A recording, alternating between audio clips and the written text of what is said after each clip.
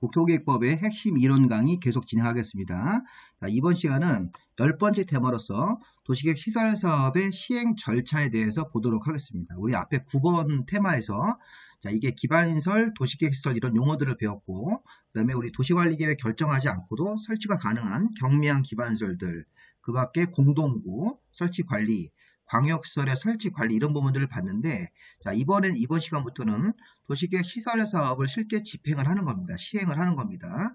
근데 이 부분이 내용이 좀 많아서 첫 번째 파트와 두 번째 파트로 나눠서 이제 강의를 올릴 겁니다. 자, 먼저 이 그림을 보시면서 사업 절차를 좀 이해를 하셔야 되겠습니다. 자, 우리가 처음에 도로라든가 공원, 학교 같은 것들이 처음에는 기반시설이죠. 근데 기반시설을 설치할 때는 먼저 정상적으로 집행할 때 도시계획시설로 도시관리계획 결정을 먼저 합니다. 그건 앞에서 배운 겁니다. 9번 테마에서 기반시설을 설치할 때는 물론 이제 경미한 건 그렇지 않지만 중요한 기반시설을 전제로 해서 자, 도시계획시설로 도시관리계획이 결정이 돼서 사업의 위치, 사업의 규모, 사업 시행자 이름 이런 것들이 확정돼야 됩니다. 그래서 이게 법적으로 그렇게 되어 있으니까 이 43조에 따라서 도시계획시설로 도시관리계획 결정고시를 합니다. 그러고 나서 3개월 안에 단계별 집행계획을 만들어서 도시계획 시설을 1단계로 사업을 할 건지 1단계가 이제 3년 안에 예산 같은 걸 확보해서 사업한다고 발표하는 게 1단계고 지금 시점으로 또 3년 이후에 예산을 확보해서 사업을 집행한다. 이렇게 되면 2단계로 들어가는 거죠. 자, 그리고 이 사업 시행자가 결정됩니다. 행정청 시행자든 비행정청 시행자든 시행자가 결정되고 나서 그 다음에 시행자가 이 설계 도면 같은 걸 그려서 설계 도면과 자금 계획 같은 것들을 작성을 해서 실시계획에다 포함해 가지고 실시계획을 만들도록 되어 있습니다. 우리 이런 부분들은 여러분들 공부하실 때 시행자가 실시계획을 만드는구나. 그 다음에 행정청이 도시계획시설로 결정되고 나서 단계별 집행계획을 1단계, 2단계로 만들어주는구나. 이렇게 생각하시면서 관련 순서를 이렇게 밟아서 진행을 할 겁니다. 자, 실시계획이 관청으로부터 인가를 받습니다. 그러면 수용 절차로 들어갑니다. 여기 도시계획시설로 결정된 토지의 어떤 사유지 같은 경우 그 토지나 건물에 대해서 보상금을 지급하고 이제 강제 수용을 해서 소유권을 빼앗죠. 누가? 사업시행자가. 자, 이렇게 할 수 있는 근거는 도시계획 시설이 공익사업이기 때문에 수용 절차를 진행을 하고 공사를 진행하는 겁니다. 이제 관련 내용들을 쭉 볼 겁니다. 여러분들이 공사의 순서를 잘 기억하셔야 되겠습니다.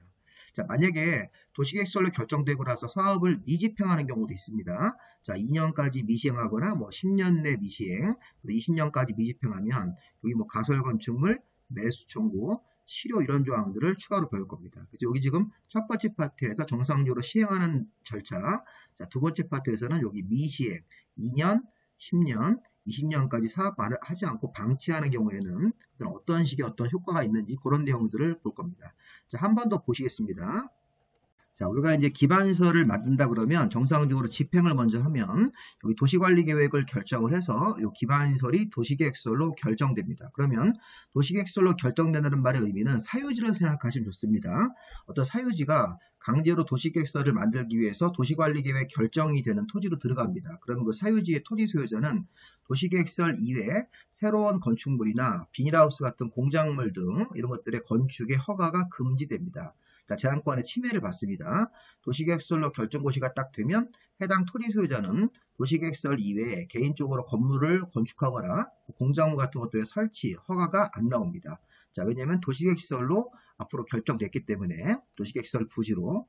그럼 아까 3개월 안에 단계별 집행계획을 수립해 줍니다. 자, 기본적으로 특별광역, 자치시와 자치도 시장군수 같은 관청이 해당 도시계획시설이 1단계 3년 안에 예산을 세워서 보상금을 지급할 건지 3년 이후에 보상금을 잡아서 보상하고 사업할 건지 1단계, 2단계로 구분해서 단계별 집행계획을 만들고 시행자가 행정청, 비행정청으로 정해집니다. 우리 행정청은 국토교통부 장관, 특광도지사, 시장 군수 같은 사람들을 생각하시면 되고 비행정청도 국토부 장관이나 시도지사나 시장군수로부터 시행자 지정을 받으면 비행정청도 시행자가 됩니다. 시행자가 실시계획을 만들어서 설계 도면 같은 거 그려서 실시계획을 만들고 인가받은 다음에 공사에 들어가는 거죠. 수용 절차를 진행을 해서 공사할 때는 사업 시행자가 공사를 잘할 수 있게 도와주는 제도가 있습니다. 그런 것들을 쟁점으로 볼 겁니다. 자, 처음 공부하실 때는 내용이 어려우니까 도시계획시설로 결정되면 자, 새로운 건물은 허가가 안 나오는구나. 그 다음에 단계별 집행계획을 1단계, 2단계로 구분해서 수립해 주는구나. 그다음에 시행자가 행정청이든 비행정청이든 정해지면 실시계획을 만들어서 관청한테 인가받고 공사에 들어가서 공사가 마무리가 되는 겁니다.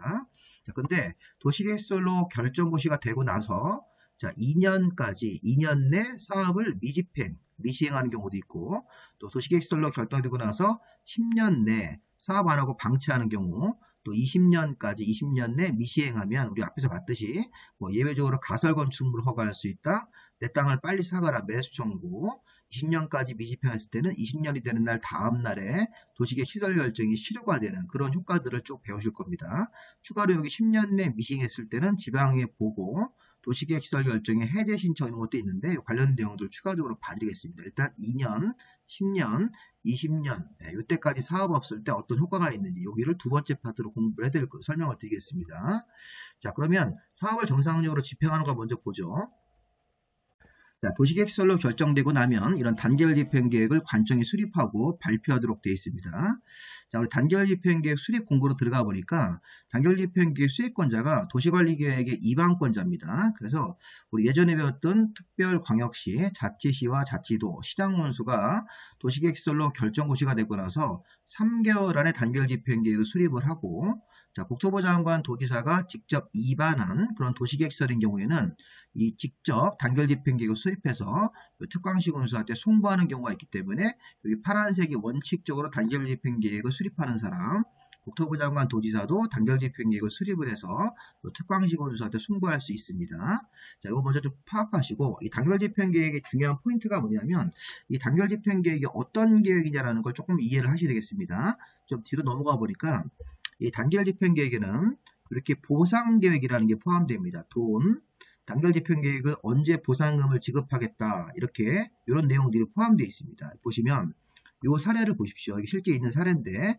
자, 서울시가 이런 여러 종류의 도로를 도시계획설로 결정을 해서 사업을 진행하고 있습니다.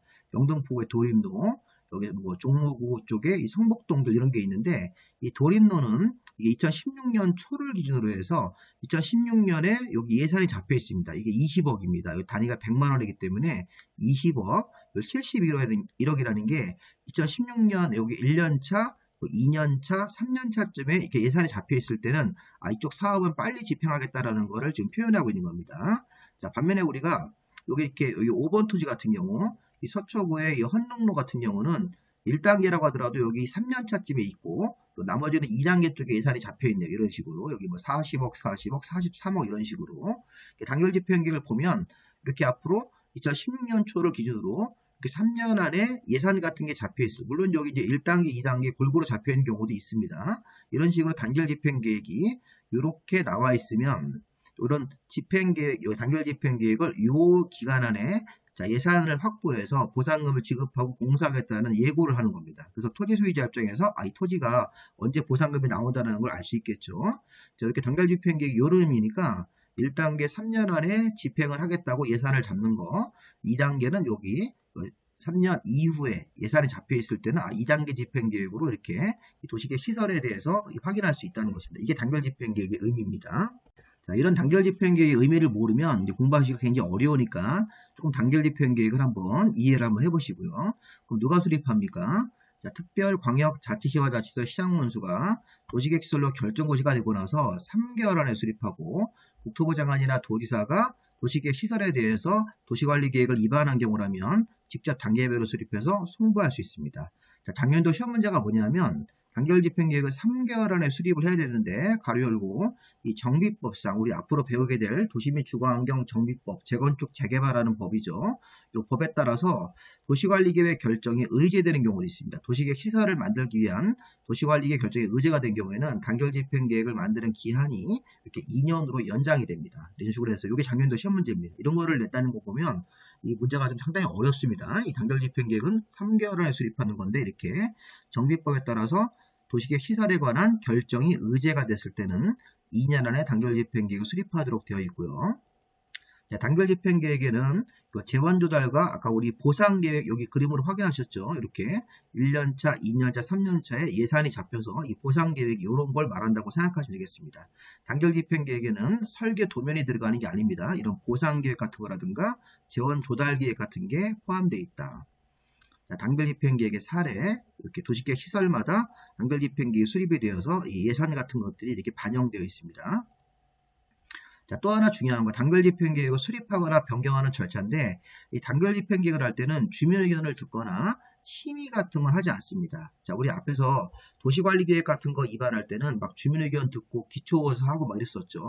또 결정할 때 막 심의도 거쳤는데, 이 단결집행계획은 도시관리계획은 아니기 때문에 관계 행정기관의장과 협의하고 단결집행계획 수립권자가 다른 관계 행정기관의 장들하고 협의하고 지방의 의견만 들으면 되는 겁니다. 이렇게 해서 단결집행계획이 수립이 되고 나면 이 공고와 홈페이지에 이걸 발표하도록 되어 있습니다. 이런 식으로 요즘에 이제 홈페이지에 이 행정 이런 그 서비스 차원에서 이런 관련 내용들을 공고하도록 되어 있죠.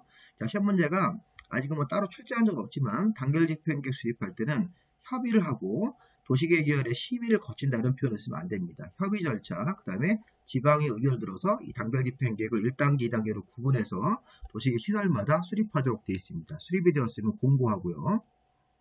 자, 그 다음에 오늘 설명이 된 거죠.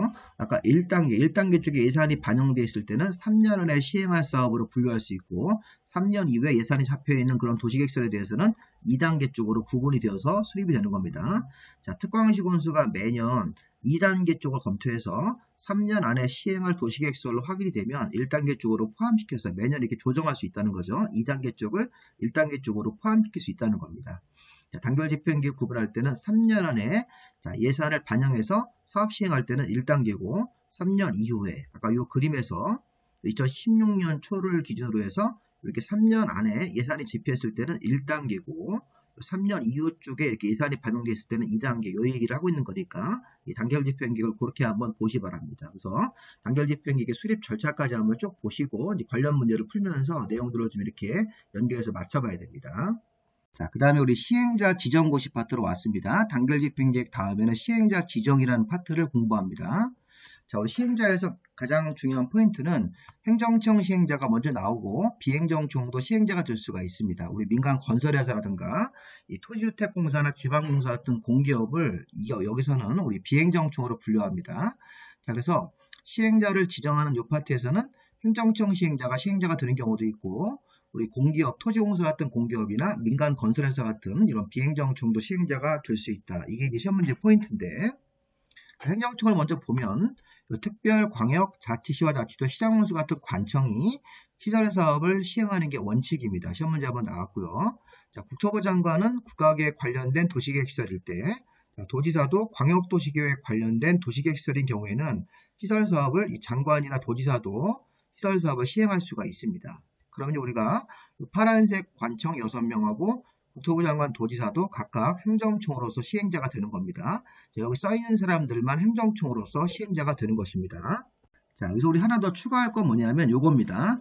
행정청을 표현하는 방식이 우리 금방 봤던 거 원칙적으로 이렇게 특별, 광역, 자치시와 자치도, 시장군수가 원칙적으로 행정청 시행자가 될 수 있고 국토부 장관 도지사도 예외적으로 시행자가 될 수 있는데 이렇게 원칙과 예외를 쓸 수도 있고 행정청을 쓸 때 오른쪽 표현으로 쓰는 경우도 같은 내용으로 봐야 됩니다.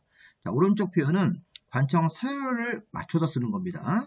여기는 서열대로 쓴 게 아니라 원칙 6명, 예외를 장관 도지사를 별도로 분리한 거지만 요거는 국토부 장관이 1등으로 먼저 와야 되고 1등 서열이죠. 우리 공법 공부할 때 특별, 광역, 자치시와 자치도, 도지사가 2등 서열이고 시장군수가 3등 서열입니다. 이렇게 쓸 때 이 표현하고 왼쪽 표현은 같은 겁니다. 이 내용을 알고 공부를 해야지만 관련 내용들을 좀 이해하기가 수월합니다. 그래서 이렇게 표현하는 것도 행정청이라고 보시면 되겠습니다. 국토부 장관, 특광도지사, 시장군수라고 써도 왼쪽 표현하고 같은 내용으로 보시면 되겠습니다. 행정청 시행자. 자, 이제 그 다음에 추가 사항이 하나 있는데, 요거는 이제 우리 체계도 요약집에는 없는 내용이니까 추가적으로 한번 보십시오. 도시계획 시설사업을 하는 장소가 2개 이상 도시에 걸치는 경우도 있다는 겁니다. 자, 도시계획 시설사업 하는 데가 2개 이상 여기 특광시군에 걸치면, 예를 들어서 서울특별시가 어떤 도시계획 시설사업을 하다가 경기도 성남지역 같은 경우에 걸쳐서 사업하는 경우도 있다는 겁니다. 자, 그때는 자, 서울특별시하고 경기도 성남시니까 성남시장하고 서울시장이 만나서 협의해서 사업 시행할 사람 한 명을 정하는데 협의가 안 됐을 때는 해당 지역이 같은 도안에서 협의가 안 되고 있을 때는 도지사가 시행자를 정해주는 거고 2개 이상 시도에 걸쳐 있는 상황이라면 국토부 장관이 시행자를 정하도록 되어 있습니다. 자, 금방 얘기한 사례. 자, 서울시가 자, 성남시랑 걸쳐서 도시계획 시설 사업을 하다가 자, 시행자를 정할 때 협의해서 한 사람을 정하면 좋은데 협의가 안 됐을 때는 해당 지역이 서울시와 경기도 성남이기 때문에 요 2번 케이스로 가서 국토부 장관이 시행자를 정한다 이렇게 해석했으면 되겠죠. 자, 이 조항은 조금 어려운 조항인데 심한 내용입니다. 자, 도시계획 시설 사업이 2개 이상 이렇게 도시에 걸칠 때는 도시의 그 장들이 만나서 협의해서 사업 시행할 사람 한 명을 정합니다. 협의가 안 됐을 때는 해당 지역보다 상급자인 도지사나 국토부 장관이 사업 시행할 사람을 정해주는 거죠. 사업 시행자가 도지사가 되는 게 아니라 도지사가 시행자를 정한다. 국토부 장관이 시행자를 정한다. 이런 표현도 시행자 파트에서 나옵니다. 그래서 우리가 시행자가 앞에서 우리 행정청 시행자 이렇게 6명 원칙, 예외적으로 국토부 장관은 국가계획 관련된 시설사업일 때, 도지사는 광역도시계획 관련된 시설사업일 때 사업 시행자가 이렇게 될 수 있는데 이런 표현도 있지만 걸쳐서 사업할 경우에 협의가 되면 한 사람을 정하고 협의가 안 되면 도지사나 국토부 장관이 시행자를 정해주는 경우도 있다. 한번 이렇게 읽어보시기 바랍니다. 자, 그 다음에 행정청이 아닌 시행자, 이것도 중요한 포인트입니다. 자, 우리 행정청이 아닌 시행자는 누굴까요? 자, 우리 토지공사 같은 공공기관이나 뭐 지방공사를 생각할 수도 있고 또 민간 건설업자 생각하시면 되겠습니다. 자, 우리 행정청이 아닌 시행자, 아까 우리 행정청은 국토부 장관, 뭐 시도지사나 시장군수 같은 사람은 행정청이니까 행정청이 아닌 나머지 시행자는 국토부 장관 같은 시도지사 같은 시장군수 같은 행정청한테 시행자 지정을 받아서 시설사업을 시행할 수가 있네요. 시행자 지정을 받아야 됩니다. 자, 행정청으로부터 시행자 지정을 받아야 되는데 이때 중요한 사실이 요겁니다. 요거. 자, 여기 지금 1, 2, 3, 4번 다음에 해당하지 아니하는 자, 여기 1, 2, 3, 4번이 아닌 자는 시행자 지정을 받는 경우에 자, 도시계획 시설사업하는 토지 면적의 3분의 1 이상을 소유하고 도시계획 시설사업하는 토지의 토지 소유자 총수 2분의 1 이상 동의를 얻어야 된다. 자, 중요한 포인트가 뭐냐면 1, 2, 3, 4번이 시행자 지정을 받는 경우에 이런 소유와 동의 요건을 갖추라는 게 아닙니다. 자, 1, 2, 3, 4번에 해당되지 아니하는 자가 시행자 지정을 받는 경우에 시설사업하는 토지 면적의 3분의 1 이상을 소유하고 시설사업하는 토지 소유자 총수, 거기 도시계획 시설사업하는데 토지 소유자 총수가 10명 있으면 거기 절반 이상 동의를 받아야 되는 사람은 1, 2, 3, 4번이 아닌 자가 시행자 지정을 받는 경우에 이런 동의 요건이 필요한 겁니다. 그러니까 시험 문제는 이겁니다. 28, 20, 32회 때 토지주택공사나 농어촌공사 같은 공공기관은 시행자 지정을 받을 때 이런 파란색 요건이 필요 없는 겁니다. 지방공사나 지방공단도 시행자 지정을 받는 경우에 이 면적의 뭐 소유, 그 다음에 토지 소유자 총수 2분의 1 이상 동의가 필요 없습니다. 근데 시험 문제들은 자꾸 이걸 냅니다. 토지공사를 한번 냈고 지방공사도 냅니다. 이런 식으로. 자, 토지주택공사나 지방공사는 시행자 지정을 받아서 시행자가 되는 경우에 이런 면적 3분의 1 이상 소유, 토지 소유자 총수 2분의 1 동의가 필요 없는 거예요. 이 토지공사나 지방공사는 비행정청이지만 공적 성격이 있기 때문에 시행자 지정을 바로 그냥 받으시면 돼요. 파란색 요건 없이도. 반면에 우리가 이제 1, 2, 3, 4번이 아닌 어떤 민간 건설업자 입장에서는 시행자 지정을 받는 경우에 해당 시설 사업하는 토지 면적의 뭐 3분의 1 이상을 소유하고 토지 소유자 총수 2분의 1 이상 동의를 받아야지만 되는 경우도 있다는 거죠. 자, 중요한 결론. 1, 2, 3, 4번 중에서 2번 시행자고 3번 시행자가 시험 문제가 나옵니다. 토지주택공사나 지방공사는 시행자 지정을 받는 경우에 이런 파란색 요건이 필요 없다. 그냥 시행자 지정을 받으면 된다는 것입니다. 그게 중요한 포인트입니다. 자, 행정심판. 행정심판은 시행자가 내린 처분에 불만이 있는 토지 소유자가 행정심판을 제기해서 시행자가 내린 처분이 부당하다 이렇게 이의 제기할 수 있는 겁니다. 자, 일단 행정청이 시행자일 때는 행정심판법에 따라서 이 상급관청, 행정심판법에 따라서 주로 이 상급관청한테 행정심판을 제기하면 되고, 아까 행정청이 아닌 시행자가 내린 처분에 불만이 있는 토지 소유자는 행정청이 아닌 시행자는 시행자를 지정한 자가 있었죠. 그 시행자를 지정한 자한테 가서 행정심판을 제기하는 겁니다. 이 부분이 시험 문제에도 이렇게 나왔으니까 관련 내용들을 한번 보시고요. 자, 이렇게 생각하면 되겠죠. 아까 우리 시행자 지정은 행정청이 아닌 시행자는 국토부 장관 시도나 시장문서 때 시행자 지정을 받아야 됩니다. 이렇게. 그래서 이 시행자 지정을 받은 비행정청이 내린 처분에 불만이 있는 토지 소유자는 국토부 장관이 시행자를 이렇게 지정했을 때는 국토부 장관한테 가서 제기하는 거고, 시도의사가 이렇게 시행자 지정을 했을 때는 시행자한테 처분받은 사람이 불만이 있을 때는 시도의사한테 제기하는 거고, 시장문수가 이렇게 지정을 한 시행자한테 어떤 처분을 받았을 때 불만이 있을 때는 시장문수한테 가서 행정심판을 제기할 수 있다. 그래서 행정청이 아닌 시행자가 내린 처분에 불만이 있을 때는 그 시행자를 지정한 자한테 가서 행정심판을 제기해야 되는데, 시험 문제 28회 때 어떻게 나왔냐면, 행정청이 아닌 시행자가 내린 처분에 불만이 있는 토지 소유자는 행정심판을 무조건 국토부 장관한테 제기한다고 그러시면 안 돼요. 국토부 장관이라고 딱 단정을 하면 안 되죠. 국토부 장관이 지정하는 경우도 있고, 시도의사가 지정하는 경우도 있고, 시장 군수가 시행자를 정하는 경우도 있기 때문에 그 시행자를 지정한 자를 찾아가서 행정심판을 제기하도록 되어 있습니다. 자, 그 다음 이제 파트가 실시계획의 인가고시죠. 자, 시행자가 나오면 그 다음으로 공부할 게 실시계획입니다. 시행자가 도시계획 시설 사업을 어떻게 할 건지 설계 도면 같은 걸 만들고 또 어떤 자금 조달 계획 같은 걸 만들어서 실시계획을 만들어서 관청한테 인가를 받고, 이게 인가가 나오면 발표한 다음에 이제 공사에 들어가는 겁니다. 자, 실시계획의 인가고시인데, 자, 시행자가 실시계획을 작성을 해야 됩니다. 자, 실시계획에는 사업의 종류와 명칭, 사업의 규모, 시행자 이름, 착수와 준공 예정일이 실시계획에 포함되어 있습니다. 내용으로. 자, 실시계획 사례가 이런 게 있습니다. 서울의 서대문구 홍은동에 어떤 도로 만드는 사업을 할 때 이 도로의 뭐 규모, 뭐 폭이 몇 미터다 이런 거, 사업 시행자는 서대문 구청장이다, 언제 시작해서 언제 끝난다, 이런 내용들이 이렇게 실시계획에 담겨서 이런 내용들을 발표하고 실시계획을 인가받을 상황이면 인가를 받은 다음에 이제 공사를 진행하도록 되어 있는 거죠. 여기서는 시행자가 이제 서대문 구청장으로 되어 있네요. 어떤 구청장도 시행자가 될 수 있습니다. 행정청으로서. 자, 그래서 이렇게 시설 사업을 하게 되면 요런 데가 이렇게 보시면 이렇게 도로가 설치된다고 어떤 지적 도면 같은 것도 나오는 거니까, 이 홍은동의 9-485라는 토지에 이게 원래 이렇게 어떤 특정 개인 토지인데 이렇게 빨간색 선이 걷어서 도시계획 시설 사업을 이런 식으로, 여기가 이제 도로가 만들어지는 땅이라고 보시면서 이런 토지 등이 다 도시계획 시설로 들어가서 실시계획이 발표가 되면서 위치가 딱 발표가 되는 거죠. 자, 이 토지가 이렇게 있었는데 이 부분이 도로가 설치되는 거고, 여기는 기존 도로입니다. 기존 도로가 이렇게 확장되면서 이 도로 공사가 이렇게 진행이 되는 거죠. 이런 식으로 도로가 생기는 겁니다. 자, 이렇게 우리가 실시계획을 이렇게 한번 접근해 보시고, 자, 실시계획에는 아까 우리가 관련 내용 중에서 사업의 종류, 사업의 면적, 시행자 이름, 착수와 준공 예정일 같은 것들이 실시계획에 포함돼서 작성이 되고, 자, 추가적으로 실시계획에 첨부되는 서류, 설계도, 자금계획, 사업시행 기간 이런 것들이 실시계획에 자세히 밝히거나 첨부를 해야 됩니다. 그래서 설계도와 자금계획이 포함된 실시계획이다, 이런 말도 쓰는 겁니다. 자, 실시계획을 사업시행자가 작성을 했을 때는 시도지사나 대도시, 국토부 장관한테 인가를 받아야 됩니다.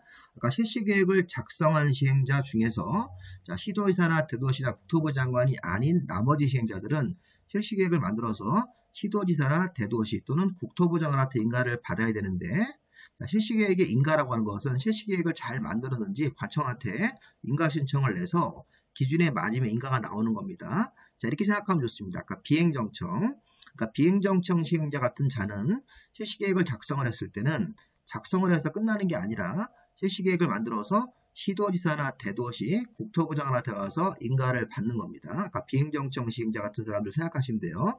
비행정청 시행자가 실시계획을 만들면 시도나 대도시, 서울시면 서울시에서 비행정청 시행자가 시행을 하면 서울시장한테 이렇게, 뭐 인천광역시면 인천광역시장한테, 뭐 경기도 같은 경우는 경기도일 때, 또 경기도가 아니라 대도시 같은 경우는 대도시장한테 가서 실시계획 인가를 받고, 다만 주의할 점은 국토부 장관한테 이 비행정청 시행자가 국토부 장관한테 시행자 지정을 받는 경우는 또 시도나 대도시한테 안 가고 국토부 장관한테 가서 따로 인가를 받습니다.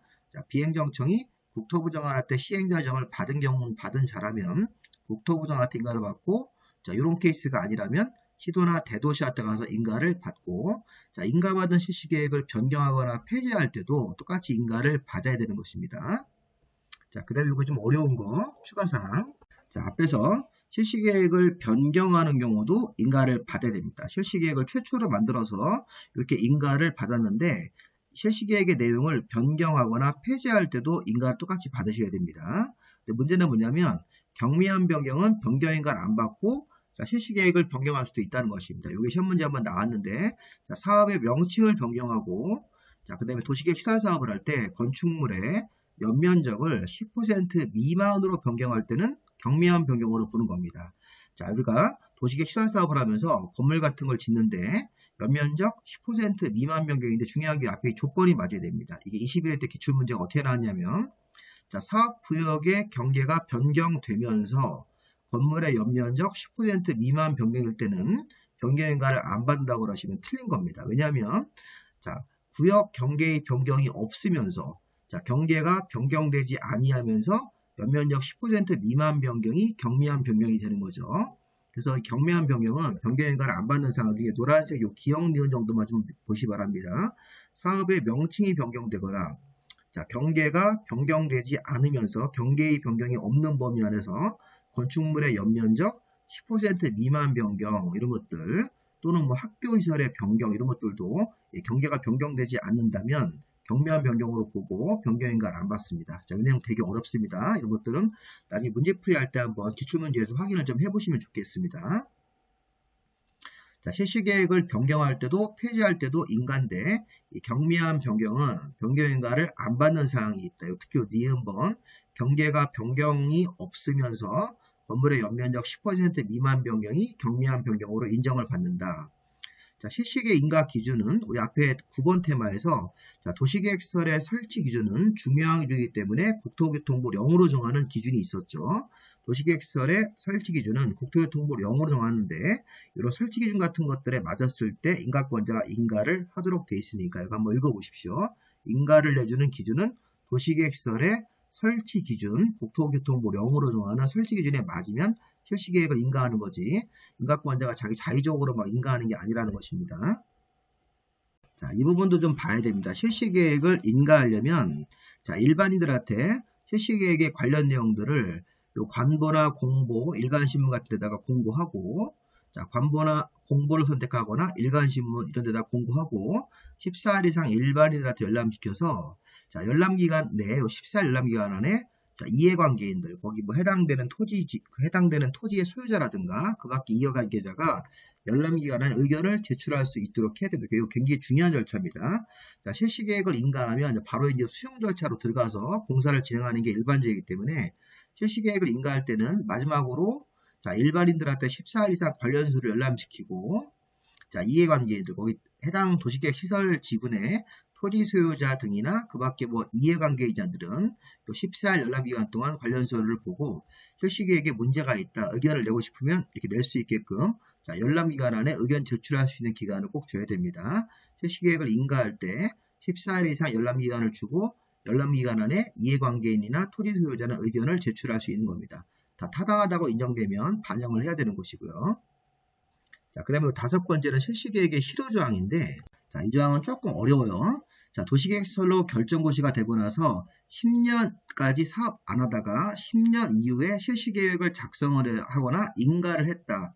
사업시행자가 도시계획시설로 결정하고 10년 정도까지 사업을 안 하려고 실시계획 같은 걸 안 만들고 있다가 10년 이후에 실시계획을 작성을 하거나 실시계획을 인가를 한 겁니다. 그러면 그 사업시행자가 사업을 집행을 해야 되는 거죠. 실시계획 인가가 나왔기 때문에. 근데 실시계획이 고시가 되고 나서 5년 안에 실시계획 인가가 나오면 수용 보상 절차가 들어갑니다. 일단 보상금 협의를 해야 되는데 협의가 안 되면 재결 신청이라는 걸 넣어야 됩니다. 근데 실시계획 고시가 되고 나서 또 지연을 하는 겁니다. 5년 안에 재결 신청하지 않으면 5년이 지난 다음 날에 실시계획은 효력을 잃게 되어 있습니다. 그래서 이 조항은 조금 우리 어려운 조항인데 자, 이렇게 이해를 하시면 되겠습니다. 자, 도시계획시설로 도시관리계획 결정되고 나서 자, 10년 이후에 실시계획을 작성을 하거나 인가했다. 그러면 사업시행자가 도시계획시설 결정되고 나서 바로 집행한 게 아니라 바로 시행하는 게 아니라 10년 동안 사업을 하고 방치하고 있다가 10년 이후에 실시계획에 인가를 한 겁니다. 인가를 받은 겁니다. 사업시행자는 실시계획 인가가 나왔으면 이렇게 예산을 확보해서 자, 바로 보상 절차로 들어가서 보상 협의가 안 되면 이런 재결 신청이라는 걸 넣어야 됩니다. 이게 이제 토지수용위원회에다가 재결 신청을 넣어야 되는데 이 재결 신청을 5년 안에 안 하고 또 지연을 하는 겁니다. 그럴 때는 실시계획 고시가 되고 나서 5년 지난 다음 날에 그 실시계획은 효력을 잃게 되어 있습니다. 실시계획 효력을 잃는 거. 그리고 여기 7년짜리가 있죠. 여기 보시면 5년 지나기 전에 도시계획시설 사업 시행자가 재결 신청을 하지 않고 5년이 지나버리면 5년 다음 날에 실시계획이 실효가 되고 도시계획 시설도 이제 무효가 되는 건데, 근데 문제는 이게 5년 지나기 전까지 해당 도시계획 시설의 100%가 아니고 3분의 2 이상 소유권을 확보한 상태라면 그러면 7년으로 기간이 바뀌는 경우도 있다는 겁니다. 재결 신청을 하지 않고 하는 기간을 7년으로 이렇게 연장해 주는 경우도 있는데 이건 조금 어렵습니다. 다시 한번 보십시오. 자, 도시계획시설로 결정고시가 되고 나서 사업을 바로 시행한 게 아닙니다. 10년까지 사업 안 하고 있다가 10년 이후에 예를 들어서 뭐 11년이라든가 12년 차에 실시계획을 만들어서 인가를 받은 거네요. 사업 시행자가 이제 사업을 하겠다고 실시계획을 인가했으면 다음 절차를 빨리 집행을 해야 됩니다. 그런데 실시계획이 고시가 되고 나서 다시 또 5년 안에 수용 보상 절차가 제대로 안 돼가지고 이런 재결 신청이라는 걸 넣어야 되는데 사업 시행자가 실시계획 고시가 되고 나서 5년 안에 재결 신청을 또 안 하고 방치하고 있을 때는 자, 5년 지난 날 다음 날이 돼서 실시계획은 효력을 잃고 실시계획 효력을 잃으면 도시계획 시설 결정도 효력이 같이 없어지는 겁니다. 그렇게 해서 우리가 도시계획 시설 사업 자체가 이제 무효가 되는 거죠. 자, 그런데 이 5년이 7년으로 바뀌는 경우도 있다는 겁니다. 자, 보시니까 5년 지나기 전까지 자, 지금 도시계획 시설 사업 하는 땅의 3분의 2 이상 토지 면적의 3분의 2 이상 소유권을 사업 시행자가 미리 확보하거나 권원 같은 걸 확보했을 때는 자, 이게 5년이 아니라 7년으로 이렇게 기간을 연장해 주는 경우도 있습니다. 자, 5년짜리가 7년으로 바뀌는 경우도 있으니까 이거 한번 살펴보시고요. 자, 그 다음에 실시계획 관련돼서 여기 조건부 인가, 이행 보증금도 이것도 좀 시험 문제가 자주 나오는 질문인데요. 자, 우리 조건부 인가는 실시계획을 인가하는 과정에서 자, 인가권자가 기반설을 설치해라, 위해를 방지해라, 환경오염 방지, 경관 조경 등에서 이렇게 조경 등의 조건부로 실시계획 인가할 수도 있고 또 조건 이행을 담보하기 위해서 법정된 조건이 맞으면 자, 실시계획을 인가하면서 조건부 인가하고 조건 이행을 안 하면 이런 이행보증 같은 경우를 예치하게 할 수 있습니다. 조건 이행을 안 할 수도 있으니까 이행보증을 예치하게 할 수 있다. 그래서 조건 이행을 안 하면 이 보증금으로 이 조건 이행을 직접 하기 위해서 이행보증금을 법률적인 요건이 맞으면 예치하게 할 수 있는데 이행보증금을 사업시행자가 국가나 지자체, 공기업이나 지방공사할 때는 예치하지 않습니다. 자, 실시계획을 인가하는 경우도 자, 이런 것들을 조건으로 걸면서 인가할 수 있다는 것입니다. 그리고 조건 이행을 담보하기 위해서 자, 법률적인 요건이 맞으면 이행보증금을 예치하게 할 수 있고 다만 사업시행자가 국가나 지자체나 공기업, 지방공사할 때는 이행보증금을 예치하지 않습니다. 시험 문제에서 이렇게 최근에도 한번 또 나왔고요. 자, 실시계획의 인가나 변경인가를 받지 않고 사업을 하거나 인가받은 내용과 다르게 사업하는 사람들은 위법행위한 거죠. 그럴 때는 원상회복을 명할 수 있죠. 실시계획 인가 안 받고 막 사업을 하고 있을 때는 원상회복. 자, 원상회복도 거부하고 이행을 하지 않으면 행정대집행법에 따라서 강제로 원상회복, 철거 같은 거 할 수도 있는 것입니다. 자, 여기까지가 실시계획이죠. 자, 우리 마지막으로 이제 공사를 시행할 때 시행자를 보호하는 규정들을 보겠습니다. 자, 우리 시행자 보호는 자, 도시계획 시설사업 시행자는 공익사업하는 시행자이기 때문에 우리 법에서 6가지 형태로 사업 시행자를 도와주는데 자, 그중에 첫 번째가 효율적 사업을 위해서 도시계획 시설 사업을 분할할 수 있습니다. 자, 분할해서 사업을 한다면 분할된 지역별로 실시계획을 따로 작성할 수도 있고요. 이거 시험 문제 2번 나왔습니다. 이게 이상하게 시험 문제에서 자주 나오는 질문입니다. 또 무료 열람. 자, 시행자는 행정청 시행자든 비행정청 시행자든 관련 서류 있죠. 우리 시설 사업할 때 토지 대장, 건축물 대장, 그다음에 뭐 등기후 같은 등기사항, 증명서 이런 것들을 관련 서류를 원래는 돈을 내고 이것도 열람 복사나 등초본을 청구해야 되는데 시설사업 시행자는 관련 서류를 무료로 행정청, 비행정청 안 나누고 무료로 열람 복사, 등초본 청구할 수 있습니다.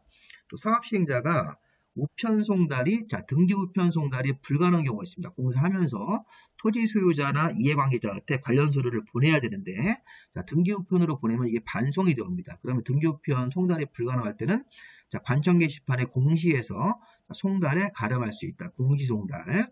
무료 열람, 분할 시행 같은 거 할 수 있고요. 그다음 네 번째, 다섯 번째, 여섯 번째가 있습니다. 시행자를 도와준 제도. 자, 여기 이제 앞에서도 언급을 했는데 토지 등을 수용할 수 있습니다. 시설 사업에 직접 필요한 토지나 건물에 있는 권리는 시설 사업에 필요한 토지나 건물에 있는 소유권 같은 각종 권리 또는 이런 것들을 물건 같은 것들을 사업 시행자가 사업에 필요한 토지나 건물에 대해서는 수용도 할 수 있고 강제로 사용할 수 있습니다. 도시계획 시설부지에 인접한 토지 건물에 있는 권리 같은 것들은 일시 사용만 할 수 있죠. 자, 이 그림 좀 보십시오. 자, 이 그림을 보시면 이게 지금 기존에 6m짜리 이렇게 도로가 있는 겁니다. 근데 도로가 너무 좁아서 이걸 확장하는 겁니다. 14m까지 이렇게. 그럼 여기 11번지 토지, 12번지 토지, 13번지 토지가 기존에 6m 도로 옆에 있는 토지라서 여기까지 도로가 확장이 되면서 이 빨간색 선으로 도시계획설 결정을 하면서 위치를 정하는 겁니다. 여기까지 도로가 확장된다고.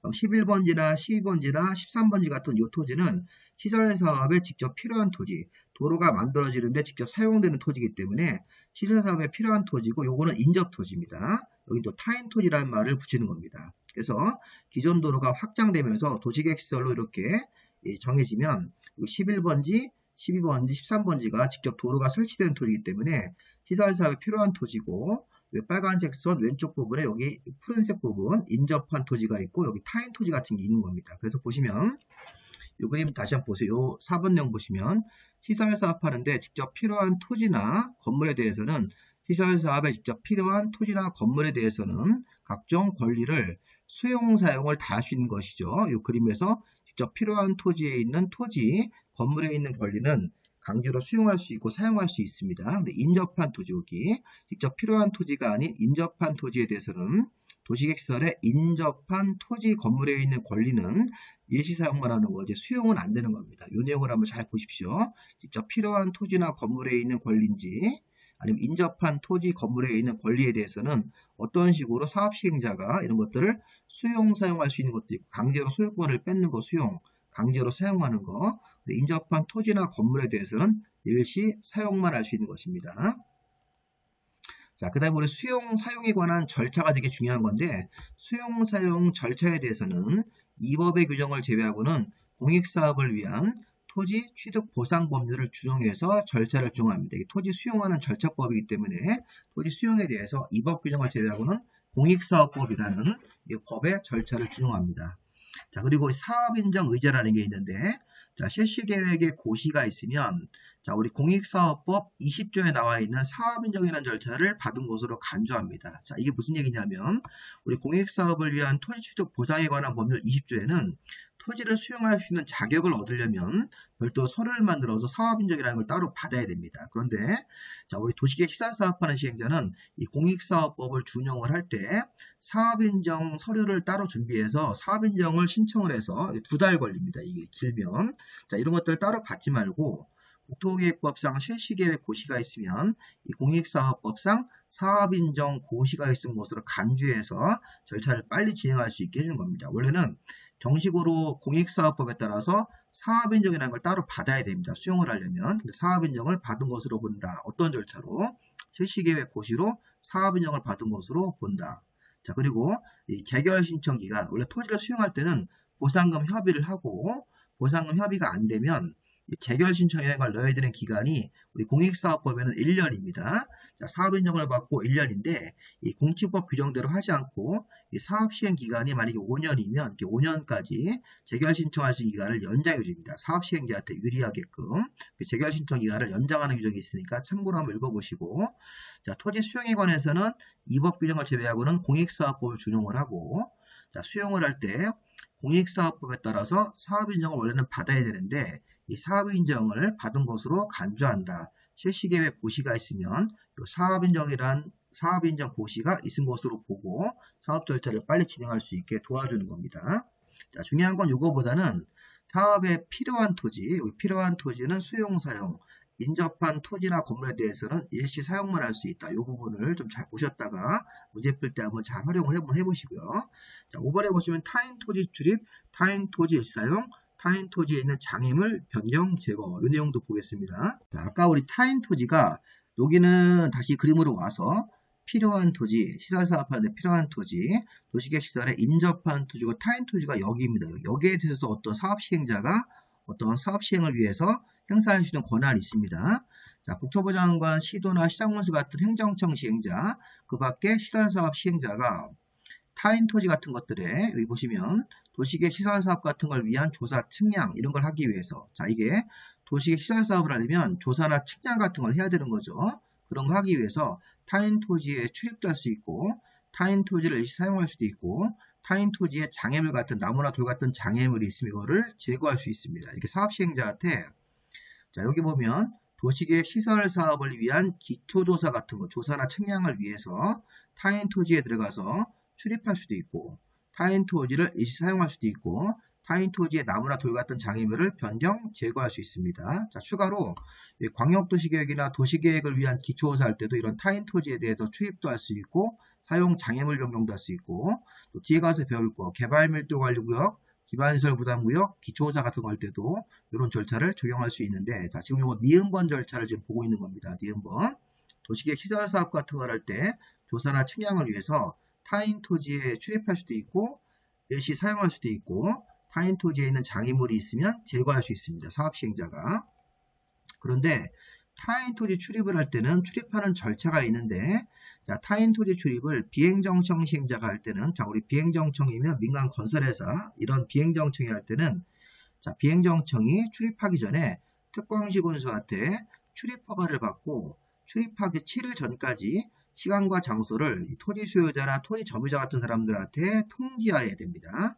근데 행정청이 출입할 때는 이 허가를 안 받고 7일 전까지만 토지 소유자나 점유자한테 통지를 해야 되는 것이죠. 자, 이게 무슨 말입니까?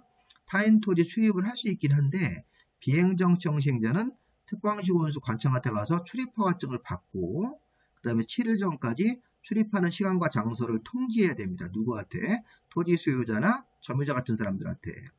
그런데 행정청 시행자가 출입할 때는 출입허가는 필요 없고 7일 전까지 통지만 하면 되는 거죠. 이런 내용들 한번 살펴보시고요. 타인 토지는 일시사용과 장애물 제거라는 걸 할 수도 있습니다. 자, 일시사용과 장애물 제거가 어떤 포인트가 중요한 거냐면 타인 토지 출입은 하루나 이틀만 출입하기 때문에 토지 소유자한테 이렇게 피해를 많이 주는 게 아닙니다. 근데 일시사용 같은 경우는 타인 토지를 한 달간 사용하겠다.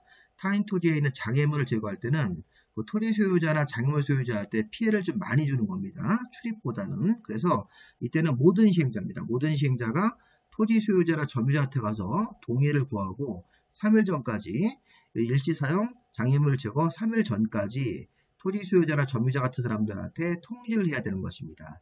자, 이게 어떤 상황입니까? 자, 타인 토지에 출입하는 거는 자, 동의라는 건 없습니다. 동의라는 것은 이 타인 토지 출입 같은 거 할 때는 없어요. 대신 타인 토지 출입을 하루나 이틀 정도 조사하기 위해서 측량하기 위해서 출입할 때는 비행정청은 특광시군수한테 출입허가증을 받고 7일 전까지 출입하는 시간과 장소를 통지합니다. 토지 소유자 같은 사람들한테. 자, 행정청이 출입할 때는 허가는 없고 그때는 7일 전 통지만 하고 들어갈 수 있습니다. 출입할 때. 그런데 일시사용과 장애물 제거는 출입보다 토지 소유자나 장애물 소유자한테 피해를 많이 주는 거라서 이때는 허가가 아닙니다. 자, 모든 시행자, 행정청, 비행정청 모든 시행자가 토지 소유자, 점유자 같은 사람들한테 동의를 받고 사용도 해야 되고 장애물 제거도 해야 됩니다. 그리고 통지는 3일 전까지죠. 7일 전이 아니라 3일 전이니까 이런 거 시험 문제가 이렇게 한번 나왔기 때문에 여기 일시사용과 장애물 제거할 때는 출입 절차랑 다르다. 이런 부분으로 생각하시면 되겠습니다. 모든 시행자가 토지 소유자, 점유자한테 가서 사용하겠다고 동의를 구하고 장애물 변경 제거에 대해서 동의를 구한 다음에 3일 전까지 통지하고 사용과 변경 제거를 해야 됩니다. 자, 그리고 정당한 사유 없이 출입, 일시사용, 장애물 제거 행위를 방해하거나 거부하면 1,000만 원 이하의 과태료 받으니까 이런 동의 같은 걸 구하러 왔을 때는 정당한 사유가 있을 때는 거절할 수 있지만 정당한 사유가 없을 때는 동의 같은 걸 해줘야 되는 것입니다. 정당한 이유 없이 이렇게 출입하거나 일시사용, 장애물 변경 제거를 방해하거나 거부하면 1,000만 원 이하의 과태료에 처해야 된다. 이런 것들도 한번 읽어보시고요. 자, 그 다음에 일출 전 일모로 껌껌할 때도 타인 택지 같은 데 출입할 수가 있습니다. 일출 전 일몰 후에 토지 점유자 승낙 없이 타인 택지 같은 데 출입이 금지되기 때문에 토지 점유자 승낙을 받았을 때는 자, 일몰 후에도 점유자한테 별도로 승낙을 받으면 출입이 가능하다는 겁니다. 자, 일몰 후에 점유자가 승낙을 안 하면 출입이 안 되는 거고요. 그 다음에 일출 전, 일몰 후 이럴 때 점유자가 승낙을 해주면 출입이 가능하다 이렇게 해석하면 되겠죠. 자, 이런 거 시험 문제에서 어떻게 나왔었냐면 일몰 후에는 토지 점유자가 승낙을 하더라도 타인 택지 같은데 출입이 금지된다 그러면 안 됩니다. 승낙을 해주면 출입할 수 있는 거고 승낙이 없을 때는 출입이 안 된다. 다음날 이렇게 해가 있을 때 들어와야 된다는 겁니다. 이런 타인 택지 같은 거나 이런 타인 토지에 출입을 할 때 일몰 후에는 이런 절차에 따라서 출입이 가능한 경우도 있고 안 되는 경우도 있습니다. 점유자가 승낙 안 해주면 출입이 안 되는 거죠. 자, 그 다음에 타인 토지 출입을 하다가 손실을 받은 자가 생기면 자, 손실을 입힌 자는 실제 어떤 사람이 들어가서 타인 토지 출입을 하겠죠. 네, 그럼 그 사람이 속한 행정청이나 그 사람이 속한 시설사업 시행자가 보상을 하는 겁니다. 보상 주체를 말하는 겁니다. 자, 보상 주체가 자, 타인 토지 출입을 어떤 특정 직원들이 합니다. 그럼 직원이 속한 행정청, 아까 우리 행정청 시행자로서 국토부 장관, 시도지사, 시장문수가 행정청 시행자고 비행정청 시행자면 토지공사 같은 공공기관이나 지방공사 같은 사람들, 건설업자들이 있는데 실제 타인 토지 출입을 공무원이나 담당 그 시행자가 속한 그 회사라든가 기업의 어떤 직원이 가서 손실을 입혔을 때 그 출입한 행위자가 보상하는 게 아니라 그 행위자가 속한 행정청, 시설사업 시행자가 보상을 하는 거니까 이 보상 주체가 실제 출입한 행위자가 아니라 그 행위자가 속한 이 관청 예산으로 그 다음에 이 비행정청 시행자 할 때는 아까 뭐 토지공사나 지방공사 같은 공기업, 민간 건설회사 하면 그 회사나 공기업의 돈으로 보상을 하도록 되어 있습니다. 자, 타인 토지 출입에 다가 손실을 입혔을 때는 손실을 입힌 행위자가 보상하는 게 아니라 그 행위자가 속한 행정청이나 시행자가 보상을 하도록 되어 있는 것이죠. 자, 요 정도 한번 읽어보시기 바랍니다. 자, 이제 마지막으로 6번째가 있네요. 타인 토지 출입, 그 다음에 타인 토지 사용, 장애물료가 끝나면 국공유지. 자, 시설사업 하는데 국유지나 공유지 같은 시유지가 있습니다. 그러니까 뭐 도시계획 시설사업 할 때 아까 사유지는 이제 수용이 되는 거고요. 사업시행자한테. 시설사업을 할 때 공유지가 있었을 때는 이것도 도시계획 시설사업에 필요한 토지 안에 있는 국유지이기 때문에 도시관리계획으로 정한 목적 이외에 다른 목적으로 매각이 안 됩니다. 매각을 하면 이건 무효가 되는 겁니다. 그래서 시설사업 시행자가 시설사업을 하는데 시설사업 안에 이런 국유지 같은 거라든가 공유지가 있었을 때는 이것도 도시관리계획으로 정하는 목적이 도시계획 시설사업하는 목적입니다. 그 목적 외로는 매각 양도가 안 되는 것입니다. 자, 만약에 국가가 도시관리계획으로 이 도시계획 시설사업에 필요한 토지로 도시관리계획 결정이 됐는데 도시계획 시설사업 이외에 다른 목적으로 매각을 하면 국가 땅 매각 계약이 무효가 되는 것입니다. 자, 이런 내용까지 보시면 되겠습니다. 자, 지금 요 내용을 보신 거예요. 자, 이 두 번째 파트는 이제 다음 강의에서 제가 진행을 하겠습니다.